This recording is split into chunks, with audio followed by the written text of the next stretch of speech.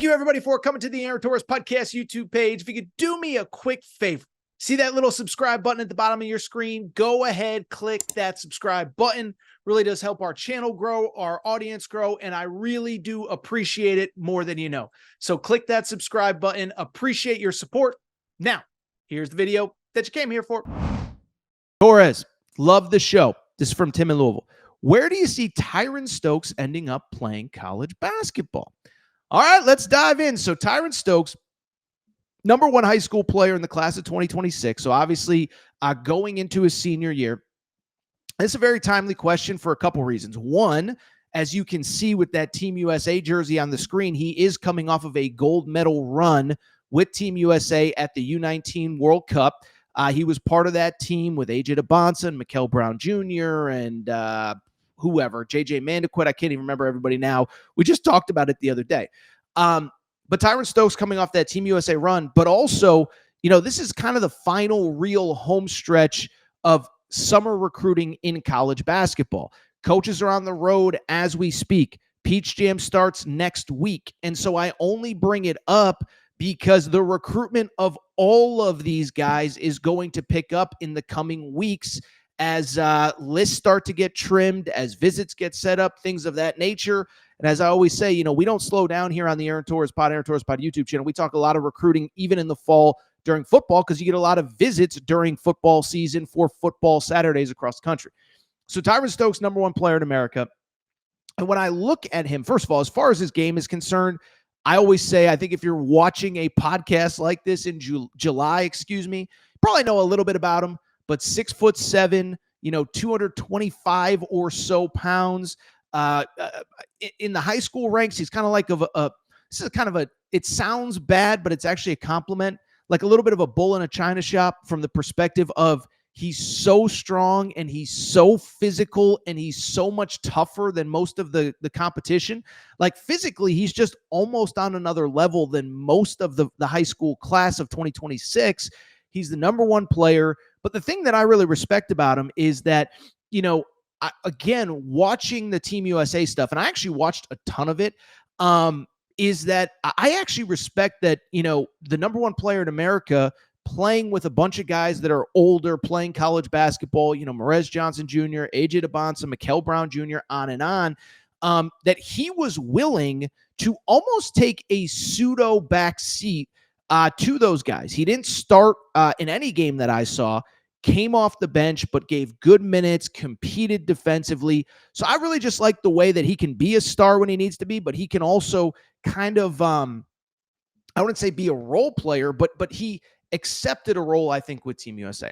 Now, as far as his recruiting is concerned, let me always do the caveat that I do this time of year. I remember doing clips about Darren Peterson and AJ DeBonsa at this time last year. I think it's early to say that there's a definitive favorite. I do feel pretty good that it's probably going to be a group of about 4 schools that he is going to choose from. For people who don't know, Tyran Stokes is a Louisville native. Tim in Louisville is the one who sends in this question. Let's start with the Louisville Cardinals as far as teams that I think could be legitimately interested or teams that he could legitimately land with. Listen, I think #1 is Louisville. He has first official visit last fall was to Louisville when Pat Kelsey takes over. And I think that in and of itself is kind of an important recruiting win for Pat Kelsey in its own right. Remember, Pat Kelsey had not coached a game. Louisville was coming off 2 really bad seasons under Kenny Payne. And Pat Kelsey, it's one thing to get a kid on campus after you finish second in the ACC, after you're the ACC runner-up to Duke. It's another thing when you get him to campus before you've coached a game at Louisville and where it's all, to use a term from Kevin Young, the BYU coach, KY always says it's not hypothetical as far as his resume. It was hypothetical with Pat Kelsey at this time last year.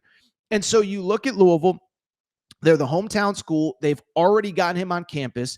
Now, I think I'll do the caveat so people don't yell at me in the comments. But yes, I know he is from Louisville. He does not play high school basketball in Louisville. He actually plays Sherman Oaks High School about 10 minutes from where I live here in California. But I only bring it up just to simply say, he's from Louisville. They've had him on campus. 2 other things that I think kind of stand out to me.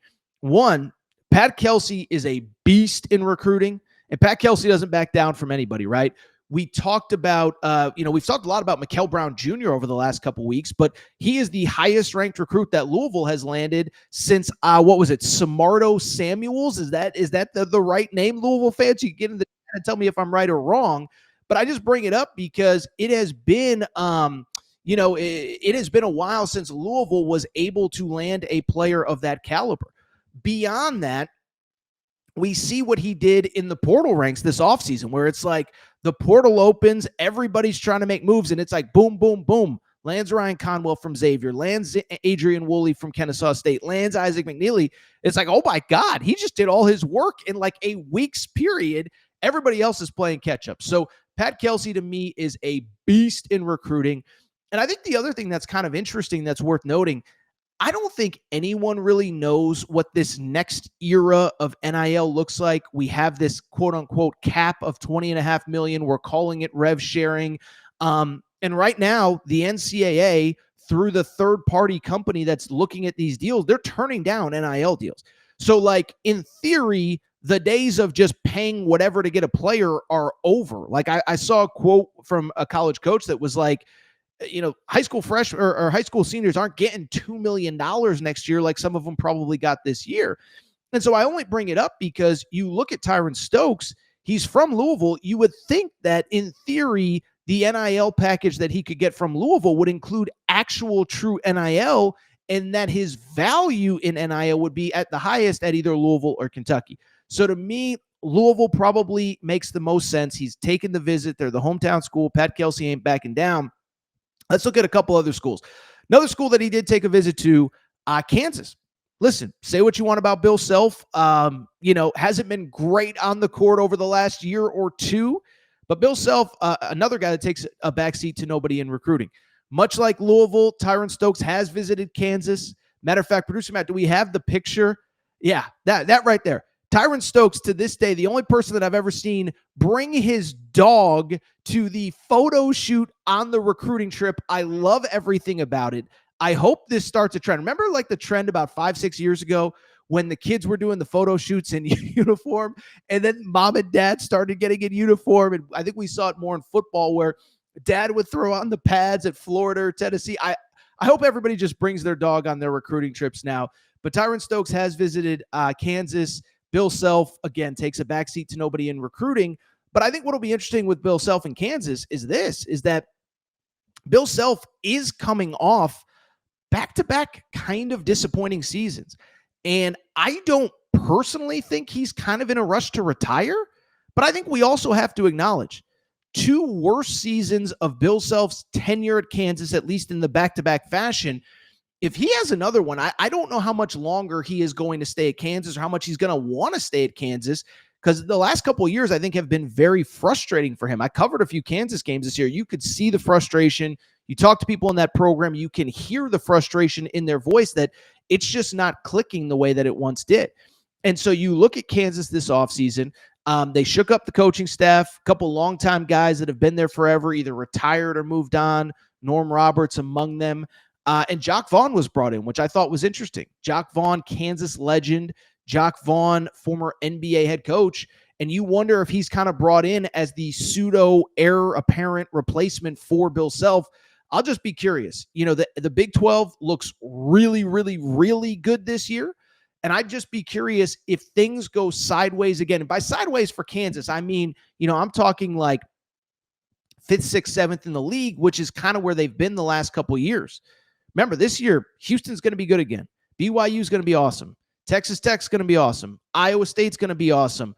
I'm sure I'm missing somebody here, but I just bring it up because there's no guarantee they finish in the top 2, top 3, top 4. So I guess that's my only caveat with Kansas. Tyron Stokes has visited. Bill Self is a great recruiter. I just wonder, like, if he finishes again 6th place in the Big 12, is he coming back for 2026, 2027? So that's something to keep an eye on. A couple other schools, I think the big one is Kentucky. A lot of the same reasons that you would like Louisville in that recruitment, you have to like Kentucky as well. Tyran Stokes, as I just said 30 seconds ago, or probably closer to 4 or 5 minutes ago at this point, but Tyran Stokes is from Kentucky. Tyran Stokes, multiple coaching staffs. He's been linked to Kentucky, right? first got offered from Kentucky early in his sophomore year. So it was a completely different coaching staff than the one that they have right now. And so I only bring it up because hometown kid. The one thing about Mark Pope, and we're going to talk about Mark Pope in a minute because we have a question about kind of his high school recruiting. He's done a very good job. You could criticize some of the high school stuff, which we'll get into in a minute, but he has done a very good job of keeping kids with Kentucky ties in Kentucky. And I think that's an especially interesting thing in this class where you have Tyran Stokes, you have Talon Kinney, you have a couple other guys that could easily be SEC caliber players. And I think the other thing with Kentucky too is that you're probably going to lose a lot of talent off of this year's roster, certainly on the wing with Otega Owe. I would assume Jaden Quaintance plays well enough to be in the NBA draft next year. So you're going to need that lead guy. And so I think Kentucky is absolutely going to be a factor. Much like Louisville, they already got a visit just a couple weeks ago. And it just comes down to, is this somebody that Mark Pope prioritizes? Is this somebody that, again, I don't think he's valuing high school players the way that some other staffs do, but he's also the number one player in America and will probably be a preseason All-American going into next season. So I would put them in the mix as well. I think the last one, in my opinion, has to be Arkansas, and it's only because of the ties of John Calipari. As mentioned, John Calipari offered Tyran Stokes when Tyran Stokes was a sophomore 2 full years ago, almost at this point now. I looked it up today, October 2023. Doesn't feel like that long ago, but it kind of is. But I think even the thing with Cal that's kind of interesting is even Cal the last couple weeks has really talked about, hey, I'm not really the one and done guy anymore. This was the first year, obviously, in 15 years that Cal didn't have a first-round draft pick dating back to the middle of his tenure at Memphis. And, he said he did that media availability that we talked about yesterday, and he said point blank that basically, long story short, is that, yes, he's still going to bring in elite freshmen. He's still going to bring in game changers, but the days of recruiting 3, 4, 5, 6 freshmen are over. And in a lot of ways, he's prioritizing the older transfers. And so I just think that's really interesting. Coach Cal, I think he has in many ways been reborn. I don't think he feels like he has to live up to that one and done NBA brand at Arkansas. I think he's just there to, to put together the best roster he can in this era. So I think it's going to be fascinating. I'll admittedly say I don't believe in my heart of hearts that there is truly a favorite right now. Be a weird thing to put a gun to my head too, but if you did put a gun to my head, I would probably say I would lean with Louisville. But I think it's a little early, and I think the fall is going to, kind of see where things happen. The other thing I'll say really quick on Tyron Stokes, I know we're going long on this one. Surprise, surprise, Tor's going long, is I'm just curious what happens with rev share. Because, again, I can tell you, I don't think anybody knows what the next 6 months to a year in college sports look like, right?